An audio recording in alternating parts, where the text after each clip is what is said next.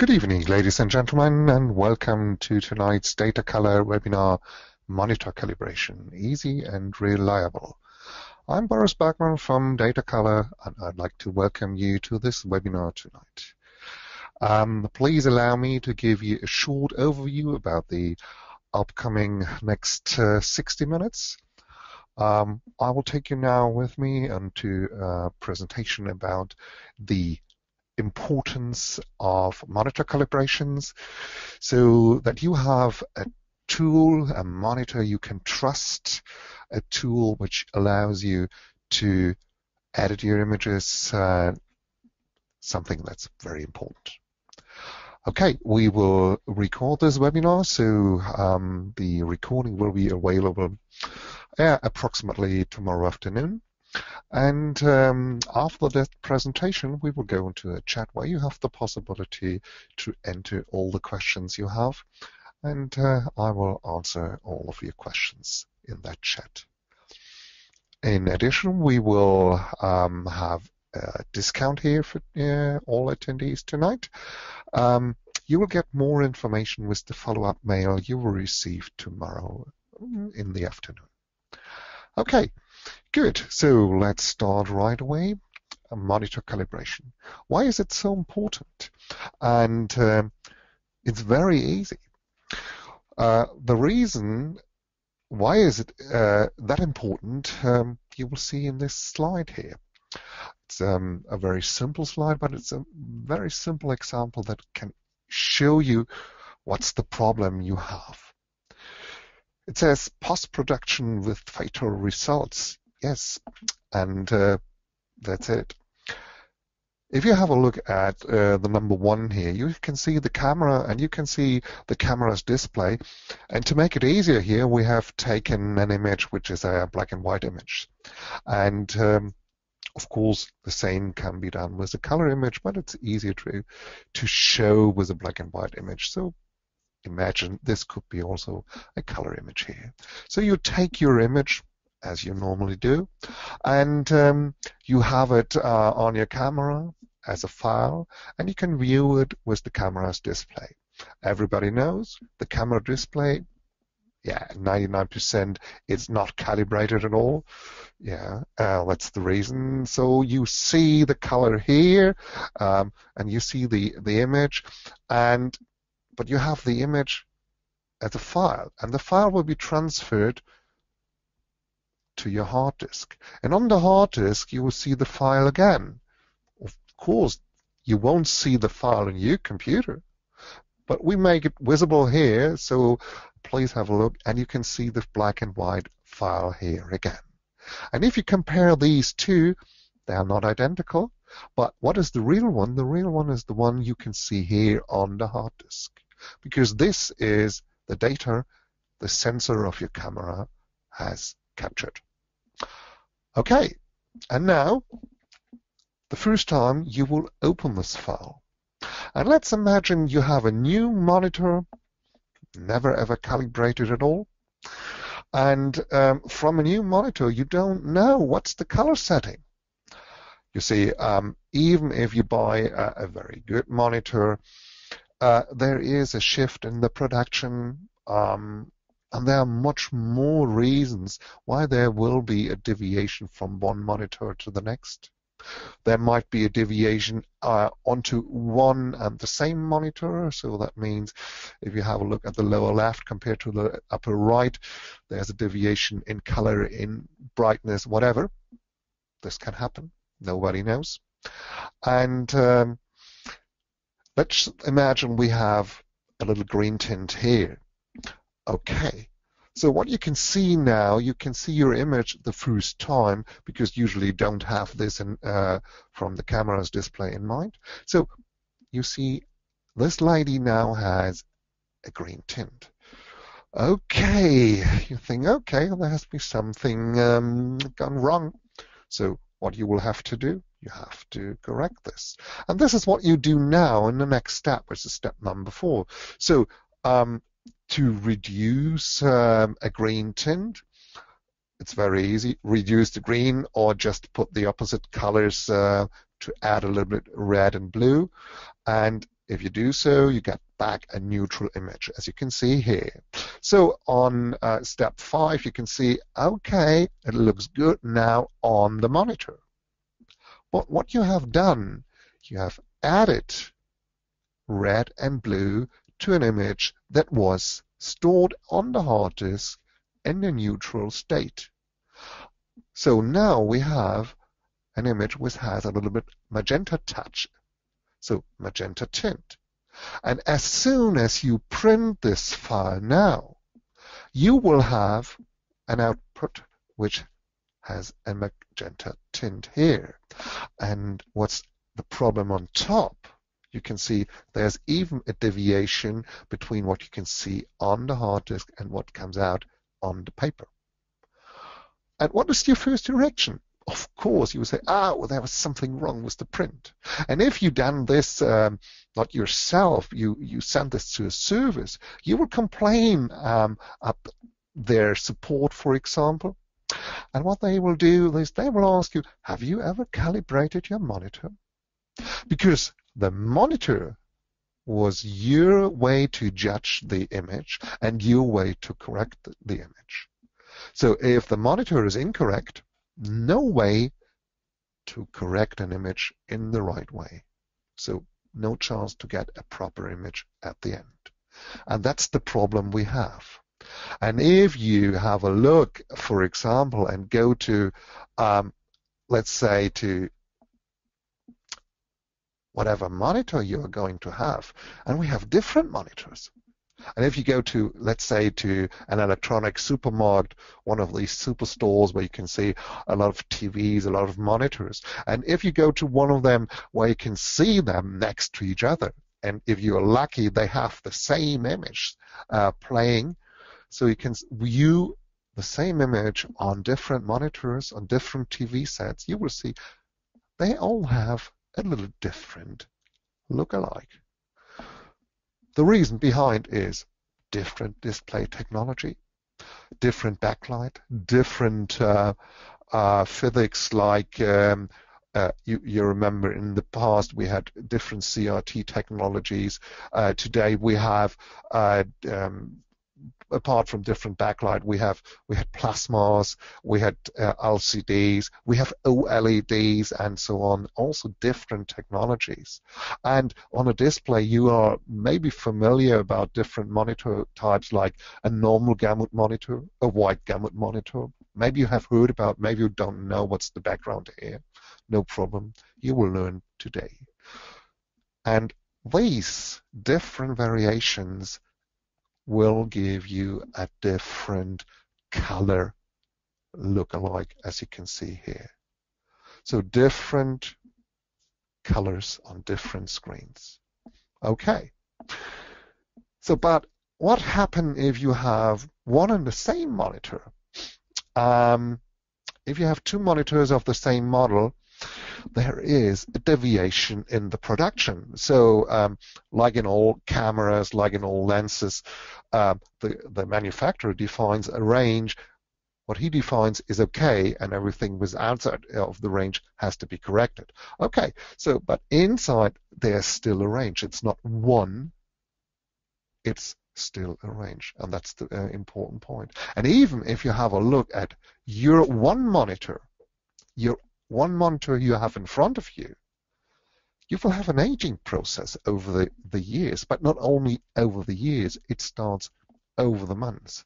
And if you think about how that will not happen on my monitor, please have a look at the monitor's on-screen display. On a lot of monitors, you will find a counter that shows you the hours of usage. And so you can see how many hours you have already used your monitor. This is something maybe really interesting to have a look at, especially if a monitor gets older over the years. Because the aging process means the displays get darker. Of course, what we have done here is a little bit extreme, but we want to point out what is the reason behind. And the reason behind is we have the backlight that fades over the years. Even LED will fade, yes.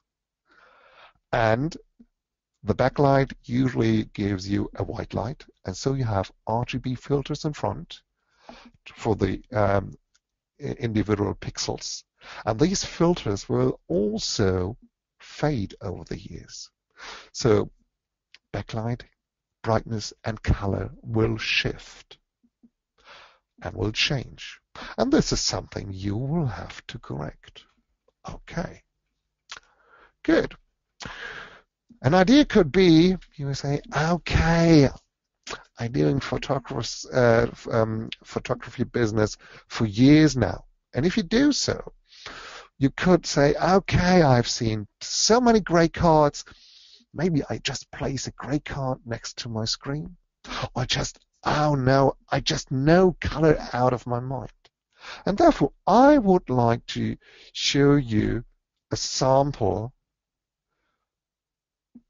This sample will give you an idea how easy it is to play tricks on your eyes.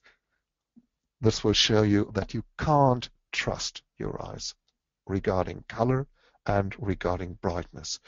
The problem we have as a human remembering colors, like color values, is almost impossible for us, even the same on brightness. And if you have a look at this chest pattern here, you would agree to me we have a green cylinder on where we have a shadow.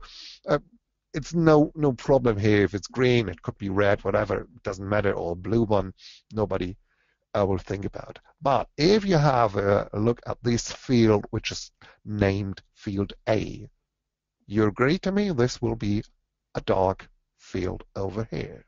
And we have a second one down here. The second one down here is the field B. So that's the second one is brighter, right? So a dark one and a bright one. Do you agree to me? I guess you will do. Okay, so, but that's not the truth. Have a look on this. I have a little rectangle that shows, oh, by accident, it's the same color as the bright field A. And because it's solid color here, you can see that's the same color. It's the shadow that don't allow us to compare here. That's the problem we have. Okay. And for those who say, oh, no problem, I have a good monitor. I have sliders on red, green, and blue. Yes. On a lot of monitors, you will have these sliders. To be honest, the majority still today, very often you have to go to the custom mode on the monitor, and then you'll find them. But the problem is, you see, if you have a look at this curve, and this is the curve, let's say the curve of blue. The blue one you can see here is the right curve, how it should be. The red one, just to have a different color, will show you the real what your monitor behave. And that's the problem here, you see. We have an input, let's say, on a 50 here, and the output should be over here. So, but in fact, the output is up here. Okay, so we have a little bit too much on luminance on the dark blue area. Let's go up here and let's say that's 100 and around about 100. Okay, there it matches. So the monitor at blue 100 is perfect. Let's continue, go up to, let's say it's a blue, the blue 170, something about this, or 150, who cares. In fact, the monitor doesn't reach that value, it's a little bit below. Again, on 200, it's almost perfect again. And let's say on a blue 240, that's too much. So we have an S-curve, and it could be whatever curve. It could be different. It could be the perfect way it would be if it would be identical. But to be honest, in real life, it will be something like an S-curve, or even more complex. But you have only one blue slider. That means you can increase or decrease the entire curve. And if you increase it, if the monitor is good, it will increase the entire curve.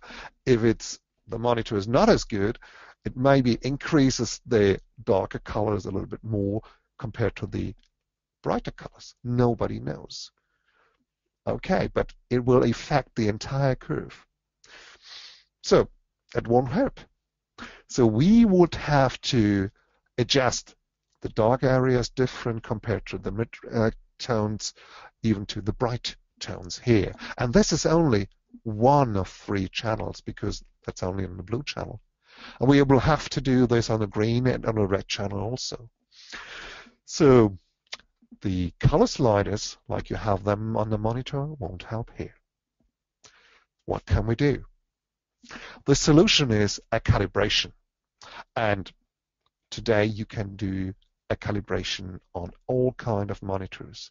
If it's a CRT, if it's a good old CRT, no problem. So if you still have the tubes from the past, no problem. LCDs, front projectors, OLEDs, and different backlight types like CCFL, which is like a neon tube in the frame around. It's a U-formed neon tube you will find here in the frame to have the backlight. Or today, where you have the small frames, it's almost all white LEDs. Or sometimes, if it's more expensive, it may be RGB LED. And nobody cares today if it's a normal gamut or a white gamut. Normal gamut represents sRGB or a subset of sRGB. White gamut stands for Adobe RGB. And if a monitor is a white gamut monitor, usually the people say it's a 93-95% plus X of Adobe RGB the monitor will cover, and then they call it a white gamut monitor. Unfortunately, there's no rule that is valid for every manufacturer. Okay, good. That's what we can do. Okay, let's have a look how a calibration will work, and therefore I will take you now with me and explain this. So the solution is a global standard, because you see we have different components, we have different printers, we have different monitors, we have different cameras, different computers, different operating systems, and they all have to work together. So we need a standard, and not a standard from one manufacturer. We need a standard which is a global standard. And there is the ICC, the International Color Consortium. Was founded a couple of years ago. And today, you see, one of the founder was Apple, one was Microsoft. There were some other in, like Kodak company, which is not in the market anymore. Agfa was in, just to give you an idea. Today, we will have almost all companies who do color work are part of the ICC. And this industrial worldwide standard gives a sort of a color language, and this can be used by all components in the workflow. So that means if you have your data on the compact flash card or whatever you have on the hard disk, you will see it will be by an ICC profile and will be transferred to the monitor. And the ICC profile will help here, even if it's an ICC profile version 2 or version 4. Okay, good. So the ICC profile, what does it do? It corrects the white point. So the white point stands for the gray balance, so that's important. It linearizes the primary colors, the RGB colors. That means it does the correction curve. So, and it is important for everybody who will do soft proofing. Soft proofing I will show you later on. Okay, So an ICC profile here is a good description. It's a standardized data set with all information about the color space of the device and everything else. We have some color spaces here, and here you can see the sRGB, which is the triangle, the smallest one. You can see the Adobe RGB and also the ProPhoto RGB, which is something out of reach to all printers.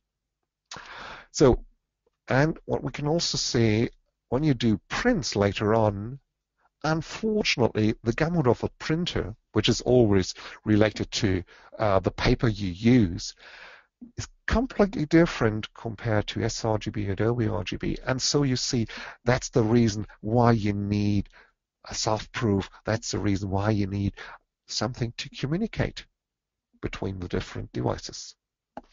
Okay, that is what the ICC profile does. There's a little bit about the technology which stands behind, but don't worry, you don't have to look too deep into this, no problem. The software will do for you. Okay, how does the calibration works now? You can see the spider here, and the spider is hanging in front of the display here. You can see there is an outline where it's placed in the software. And what will happen, the software will place some reference charts. So the spider can measure these. And so the software knows what is the theoretical value of these charts. And from the spider, the software knows what is the monitor showing out of these charts. So you have what is the theoretical value and what is the actual value. So you have the deviation, and so you can calculate the correction curve, and that's what it does. So it measures the differences and calculates the correction curve, which is part of the ICC profile. The ICC profile will be created. Maybe depending on the spider you use, you will be able to create your own profile name, like a file name. But then the profile will be stored automatically on the system in the correct place, and it will be activated automatically. You don't have to do anything. And the next, if you have an image, let's say an sRGB image or an Adobe RGB image, and you open this image in Photoshop, this image will stay in sRGB or an Adobe RGB. But the Photoshop will take the information from the ICC profile about the monitor and calculate the monitor profile on top, so you will see the colors in the correct way on your monitor. That's how it works. So that's how easy it is.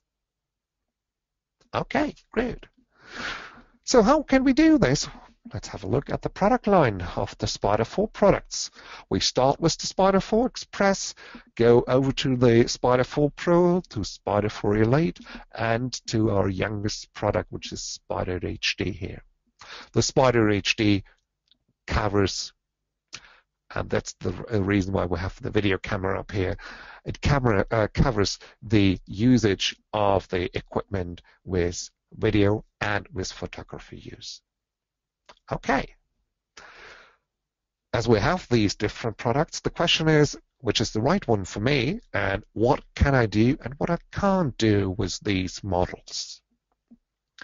And keep in mind, we have a little discount for you at the end of the webinar. Okay, so the question is now, what is inside? And you can see, okay, the light comes in. There are a few filters here. You will see, again, filters, and there are the sensors.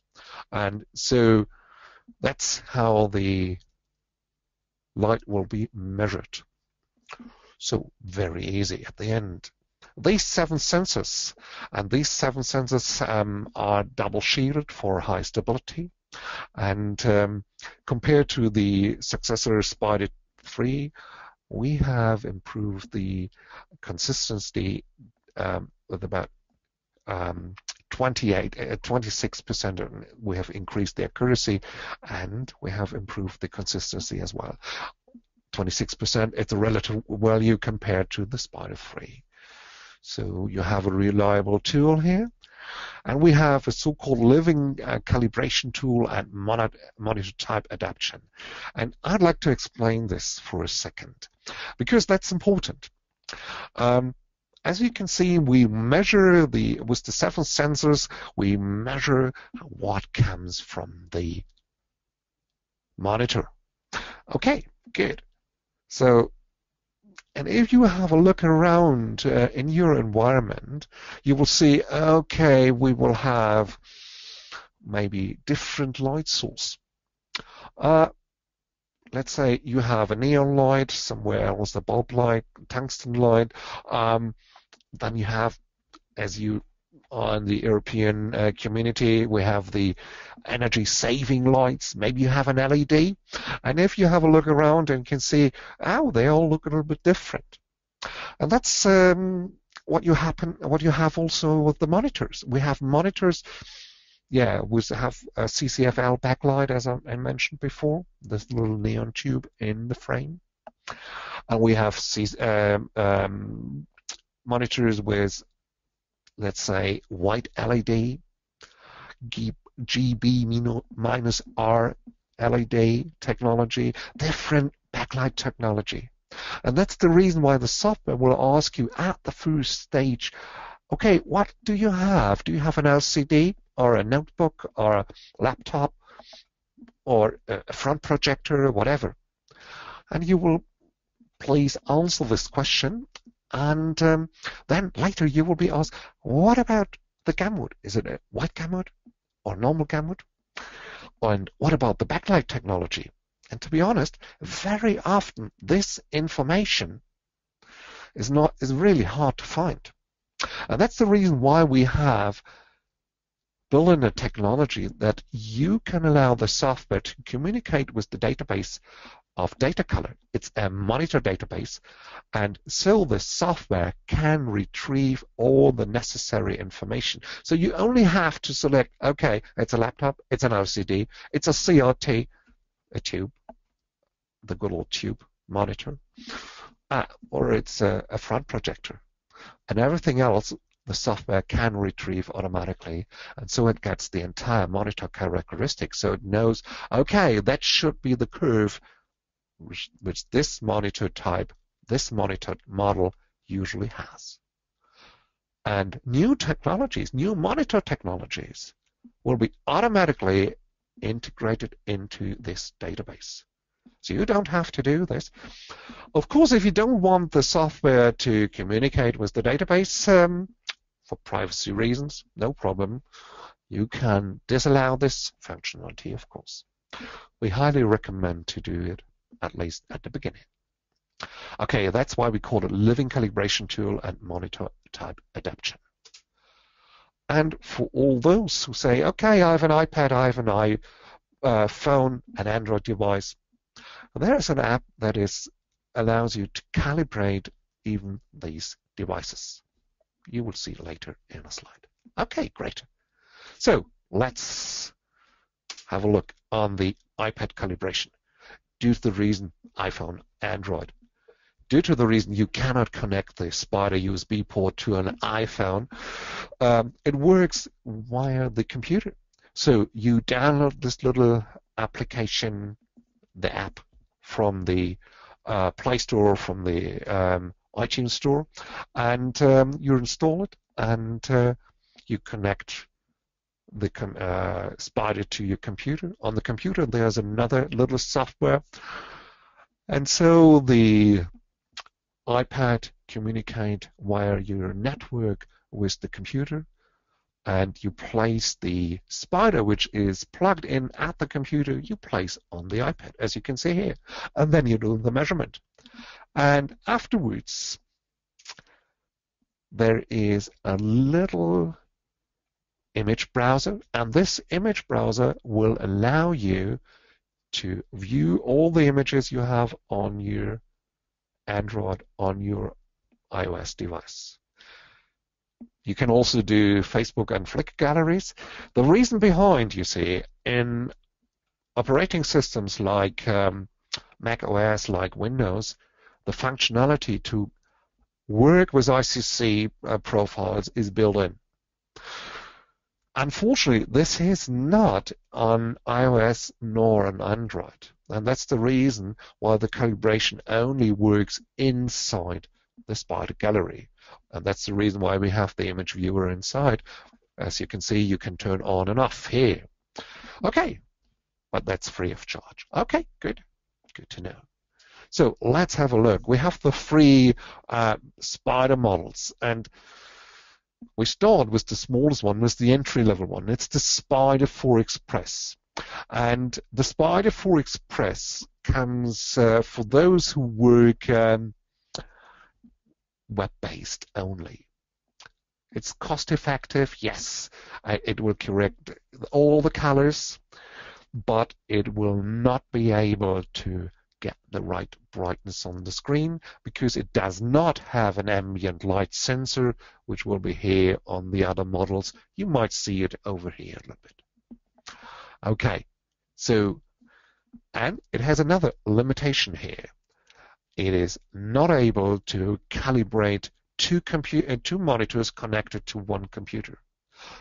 With all Spyders, you can calibrate all your own computers. So if you have a laptop, a desktop PC, it's okay. You can calibrate all of them. So that's okay for us. But the Spider 4 Express, it's only one monitor per computer. So if you have a laptop with an external monitor, it's only the primary monitor here. So that's the reason we say it's the entry-level product, and it's good for web-based work. Okay, good. So you have the Spider hardware, you have the 7 sensors, you have the calibration tool, all we have talked about, and what comes on top, it's very easy to use. Just run the software, and it shows you later a graph of the gamut of your monitor, and this will look like this. And this is important to know because, you see, by calibration, the monitor will not be able to reach Adobe RGB or will be better on the percentage of the coverage of sRGB. That's what the monitor physically can do. But as we have talked about, you see, the monitor will age over the year. You have an aging effect, so it will fade. And by this, you see, one of my colleagues, he has a 2012 MacBook Pro, and it started with 99% of sRGB, and over the years now, it dropped to less than 80% now. So, and this gives you an idea when it will be time to replace the monitor. This also could be the idea to say, okay, what is important for the next monitor? What do I have to look for? Because I do more photos today and so on. That's the reason why. Okay, good. So it's good to know this and to see this. Good. Coming to the next one, which will be the Spider 4 Pro. The Spider 4 Pro has all the functionalities we have seen before, but the difference, you can match to the print because it has an ambient light sensor. I will explain in a few seconds. With the Spider 4 Pro, you can calibrate 2, 3, 4 monitors that are connected to one computer. This is what the Spider 4 Pro can do.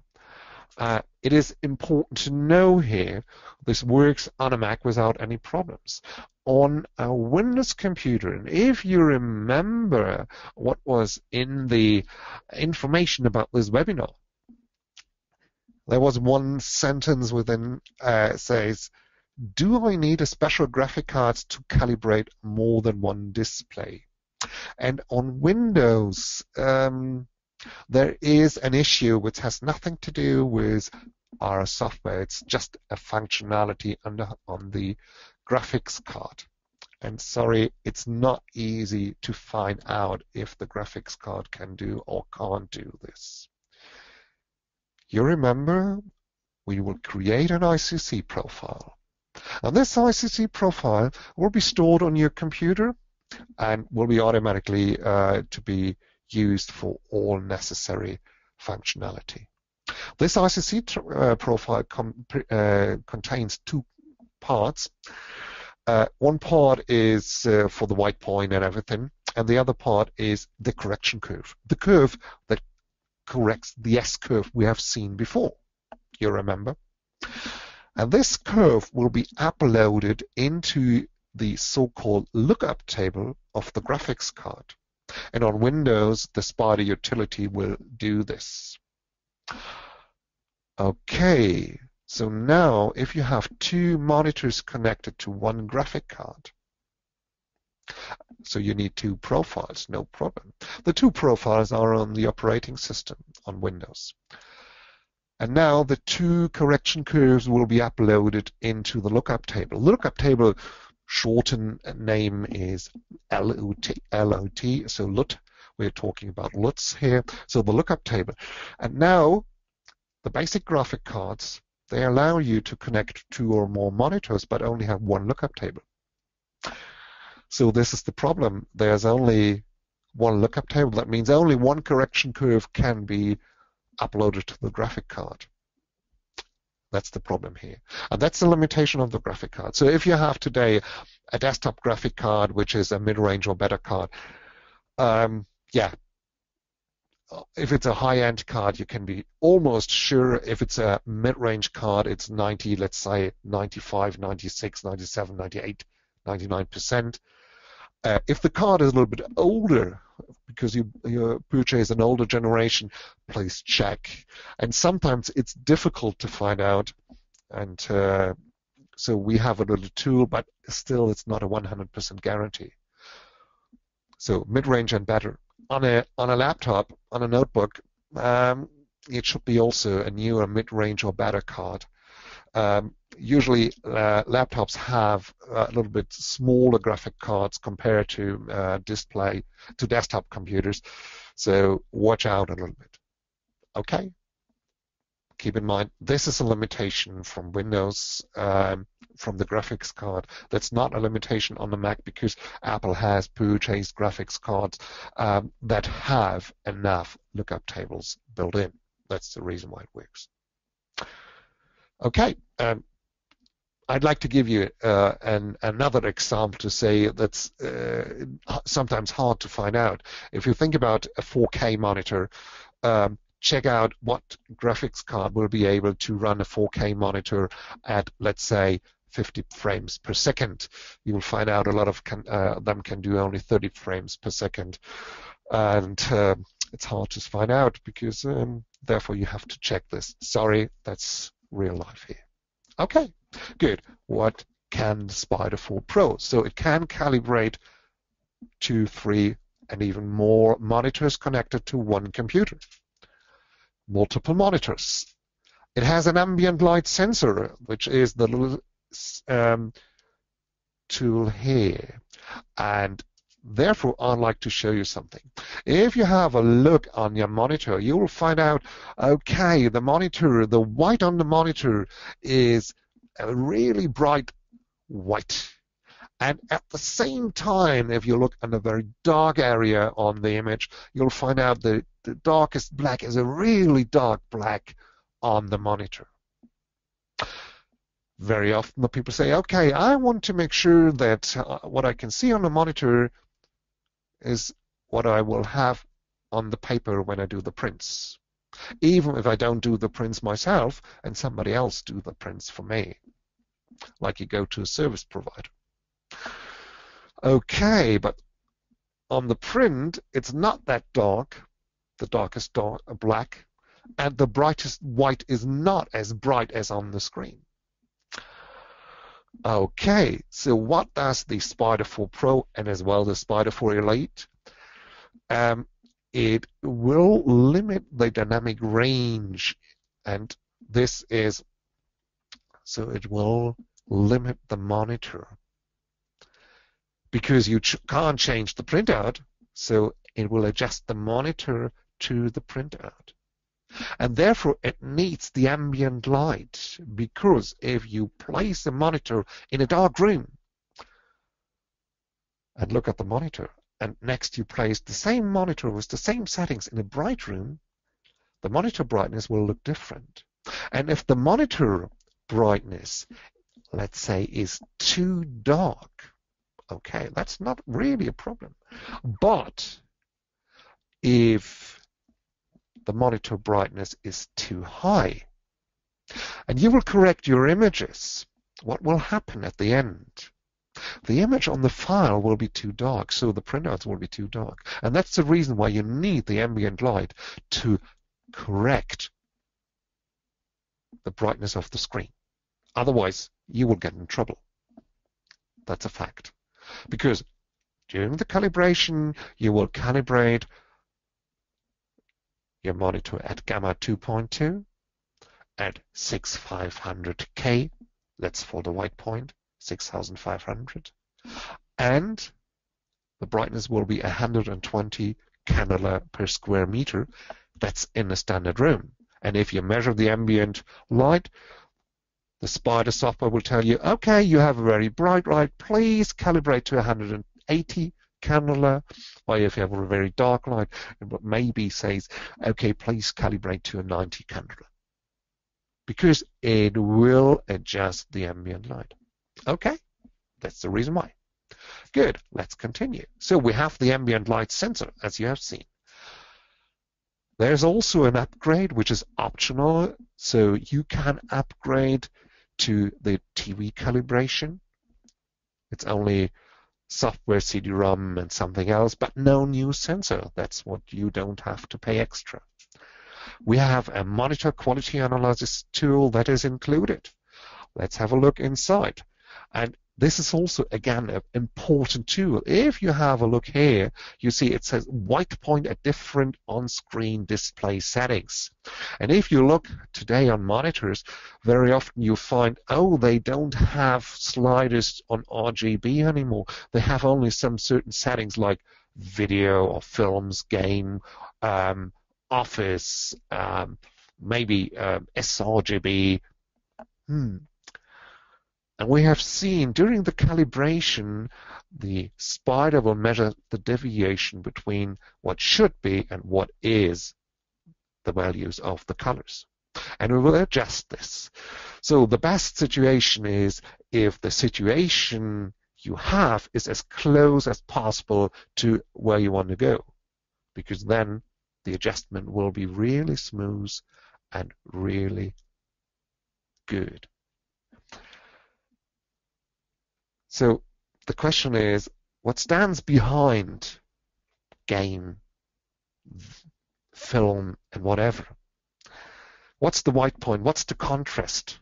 What the brightness? What these settings stand for to select the best setting for your image editing work? And this is what can be done here. So you will be asked, okay, what settings does your monitor offer? You enter in the settings, the names of the settings, and then the software with the Spyder will measure, okay, the film stands for whatever. The office stands for, let's say, a brightness of 200 and a white point of 9300, which is very often the white point for office. It's really bluish, and so on. So you get the information here about your monitor. Good. Okay, let's go up for the next one. And this is the Spyder 4 Elite. That's the maximum on color control, maximum on flexibility. And it is something you have to know. The Spyder 4 Pro and the Spyder 4 Elite share the same hardware. Apart from that, it's a cyan blue here and a red blue, a cyan 4 here and a red 4 on this one. Apart from this, they are identical. So it's only the software that makes the difference here. And that's important for all those who buy today a Spyder 4 Pro. And tomorrow you get, let's say, a front projector. And front projector calibration can be done only by the Spyder 4 Elite. So don't worry.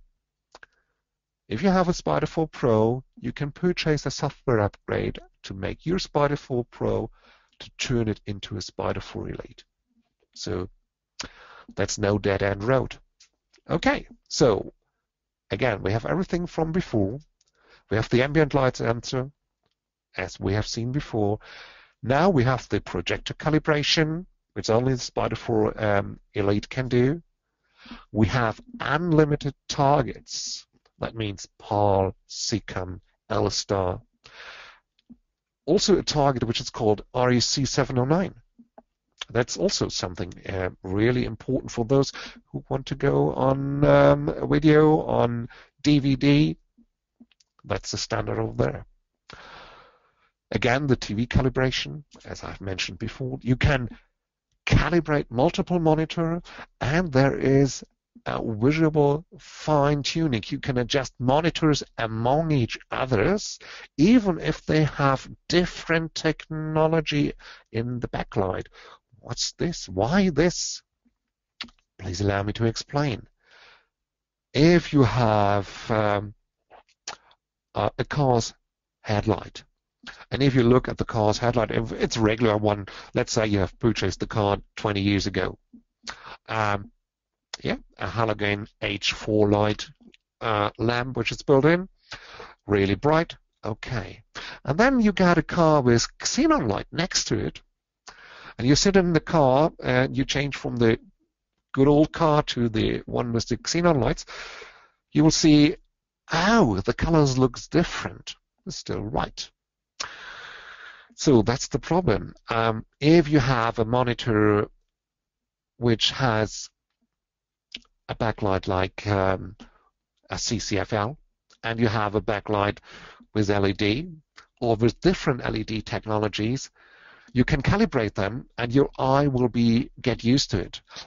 So that's the same situation when you change the car. You drive the xenon car light.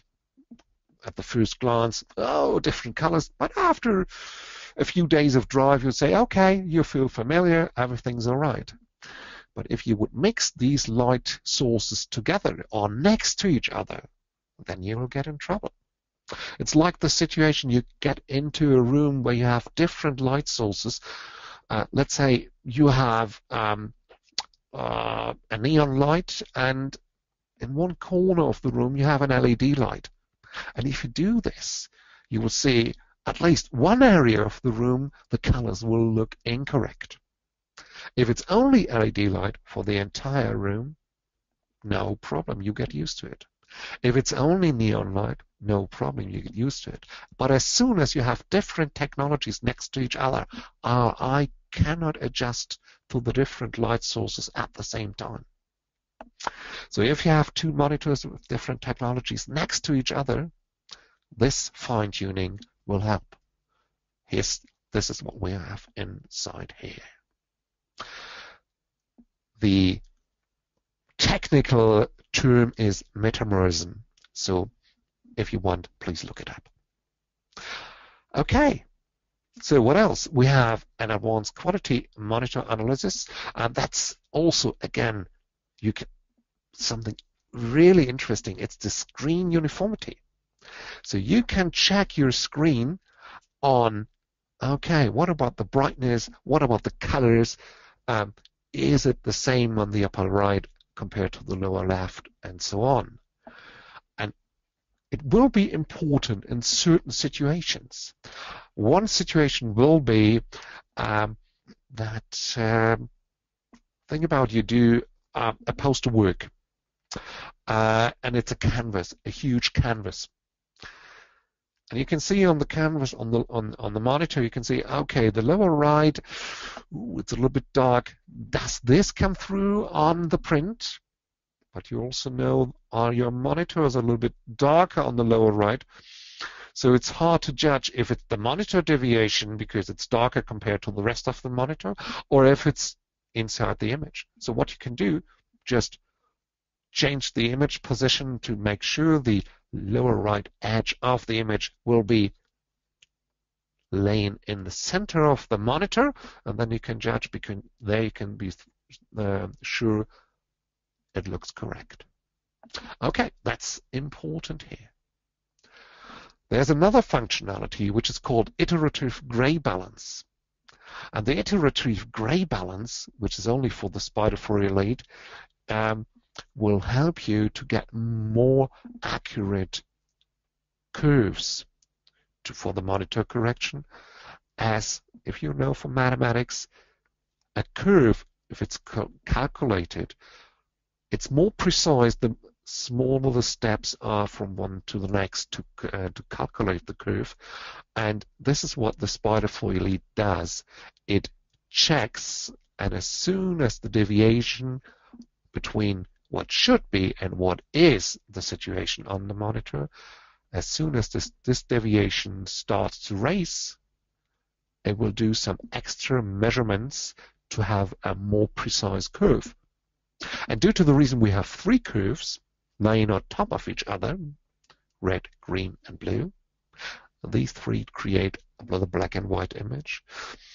And the accuracy of the curves will help you to create the best black and white you have ever seen.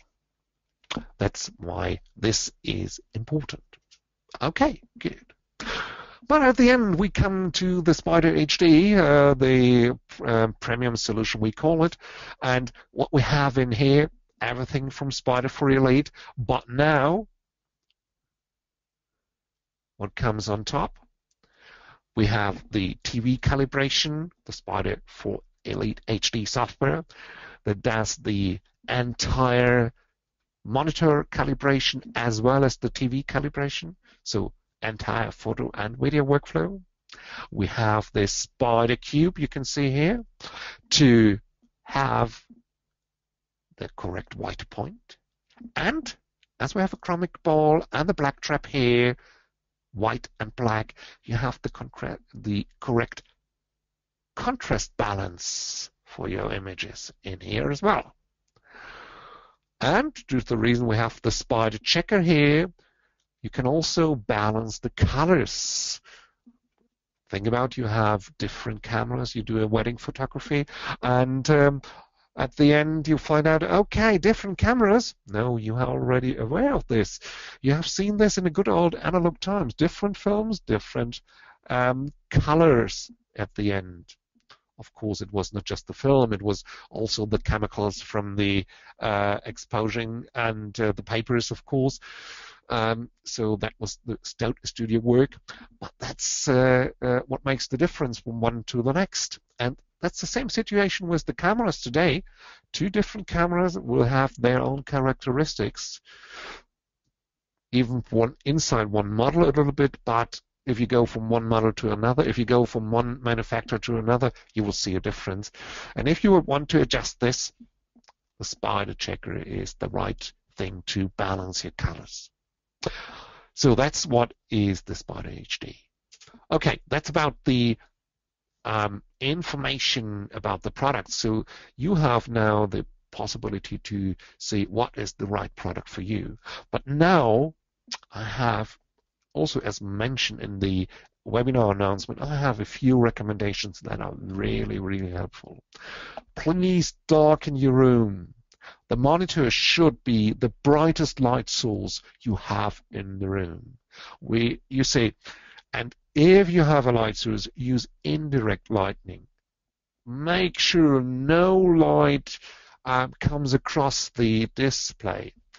Think about a table made from glass, and you put a torch that shines into the table. You will see the reflections, and the Spider will measure these reflections. But this is not what is the colors of your images. So don't do this. And a dark room means if you're able to read an article in a newspaper because you hold it in front of you like you do with a normal book, that's okay. If you put the newspaper and read the entire newspaper because you have the overview about the entire newspaper and you can still read it, that's too bright for the room. The next situation, you remember we have the ambient light sensors because the brightness is important, and even if color gets dark, the perception of color to our human eyes will change. In Germany we have a sentence which will be translated like, as soon as it starts to get dark in the evening, all cats began to be gray. Sorry, I don't know, but I know there's an English sentence as well, but sorry. So the problem is, in the evening, we will have a different perception of color. So even this has to be adjusted. The ambient light sensor of the Spyder, if you leave the Spyder connected to the computer, the ambient light sensor can check your ambient light and will inform you if your ambient light situation changes, so you will get the right information there. Okay. Next, work with warm-up monitor. So let the monitor run for 30 minutes at least. And watch out with energy-saving functions here. So, for example, if you have set your monitor to turn off to go on sleep mode after 20 minutes, for example, watch out. You take up the phone, you talk 25 minutes, okay, after 20 minutes, the monitor turns off. And then you come back, and you would have to wait again 30 minutes till the monitor is warmed up again. Not really good way to work. We also recommend to recalibrate your monitor every 2 weeks. To be honest, I don't do this, but I do it at least once a month.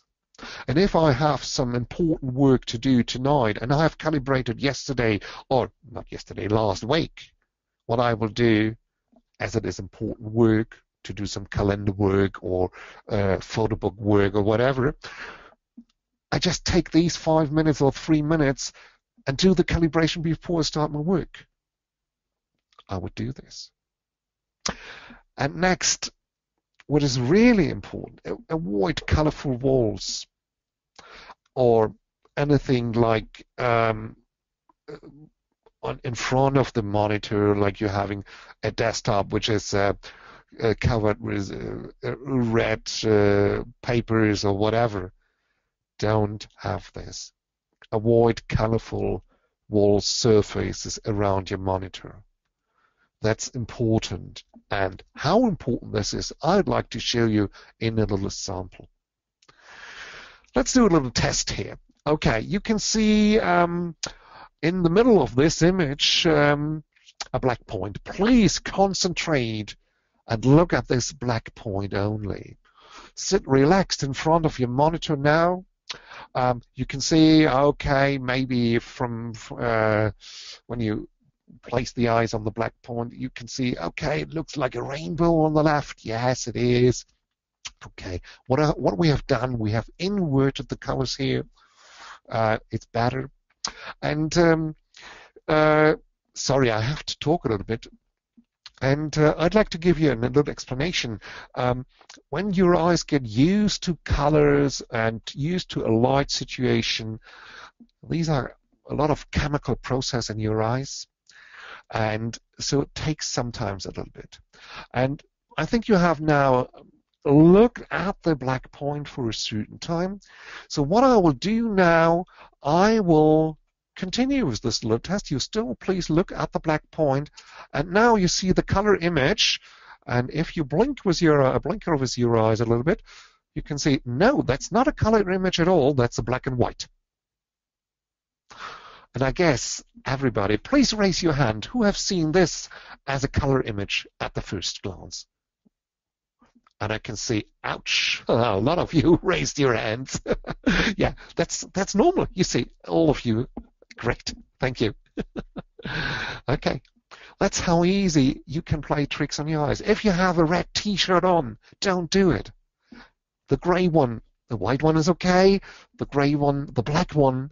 And if you look for those who do this professionally, they work in quite dark rooms, they don't wear a Hawaiian shirts.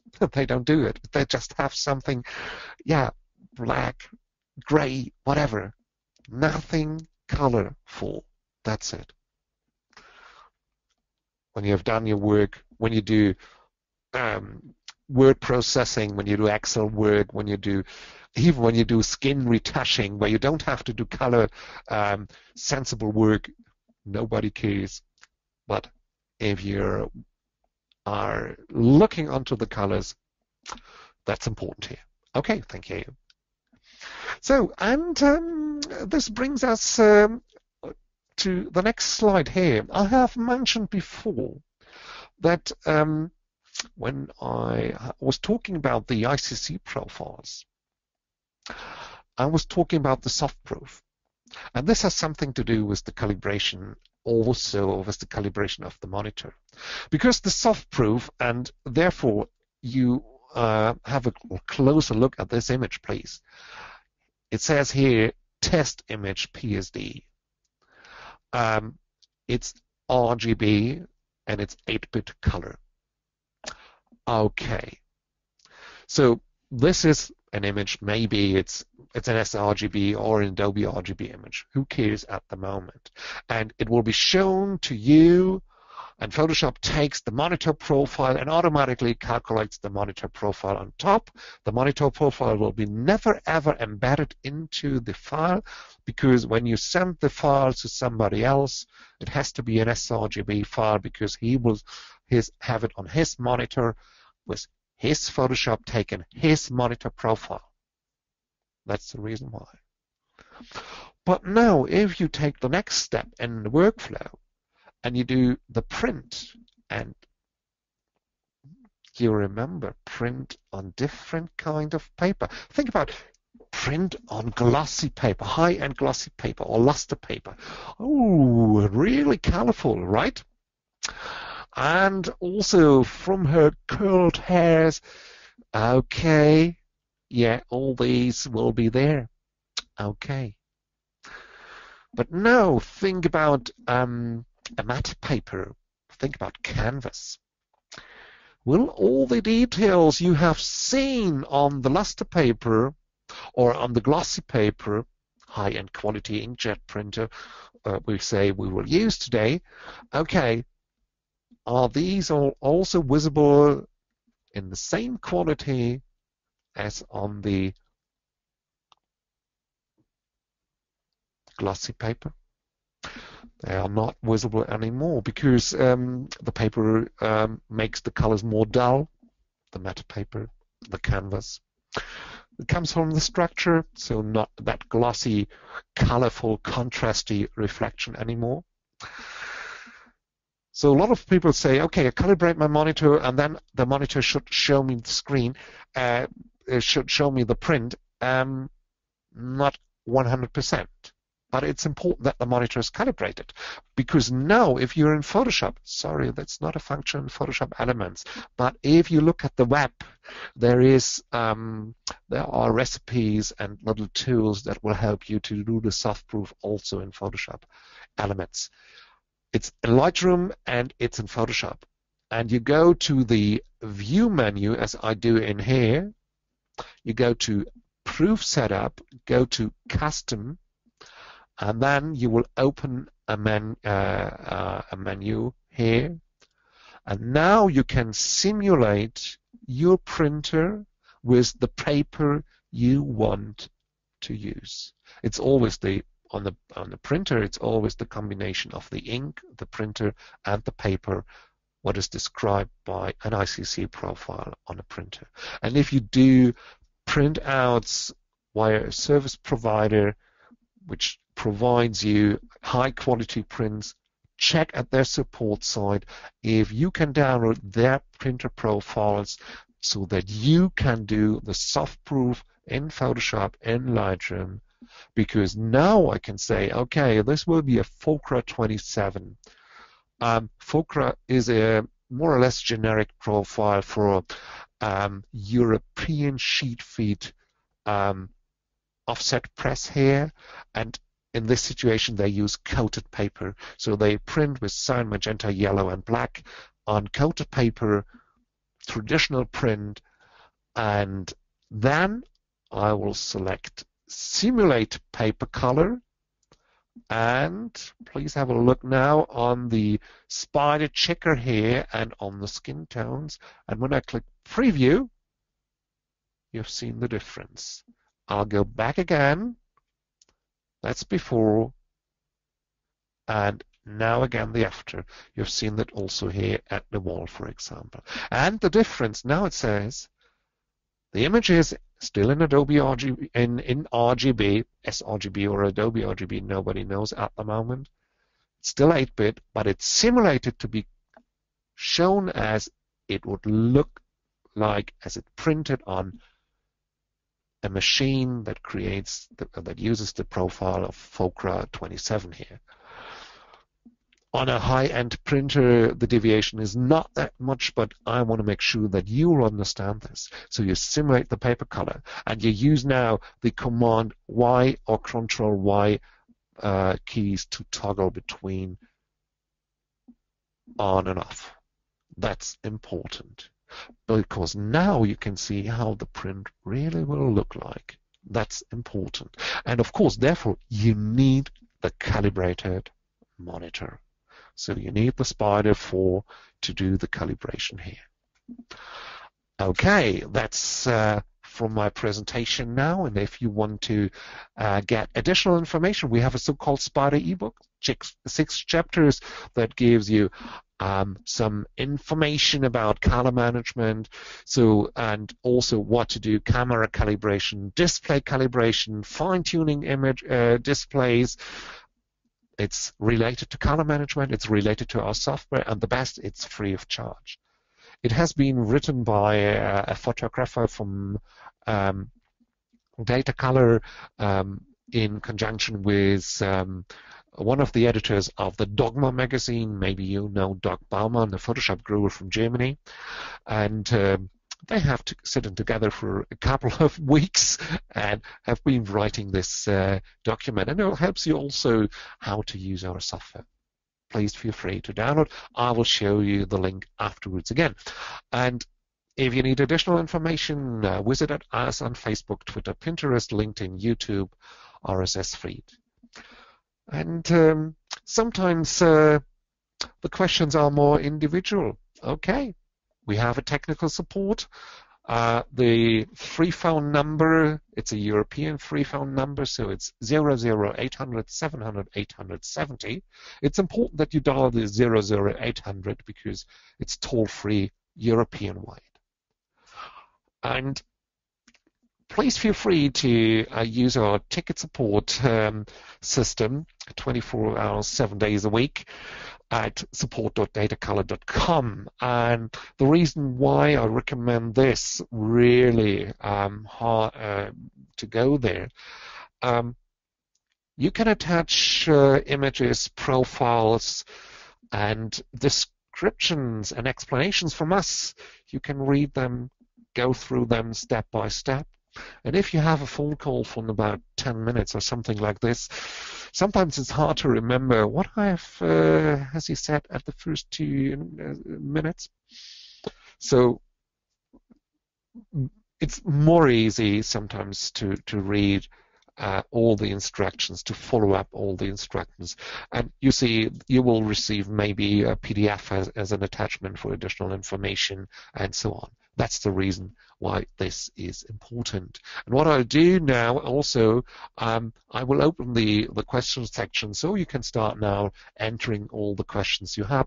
And here you can see the support form. Please enter the information about the operating system, what color data color product you have or what you are interested in. No problem. You can see the different monitor types. Please do as good as possible. At the bottom, there's also the possibility to upload attachments. Thank you. And we have more webinars to come, so please have a look at our website. You will see also here the archive of the previous conducted webinars. Please have a look in here also. Okay, I can see the first questions are coming in. I would like to say thank you and take you now with me into the question and answer section.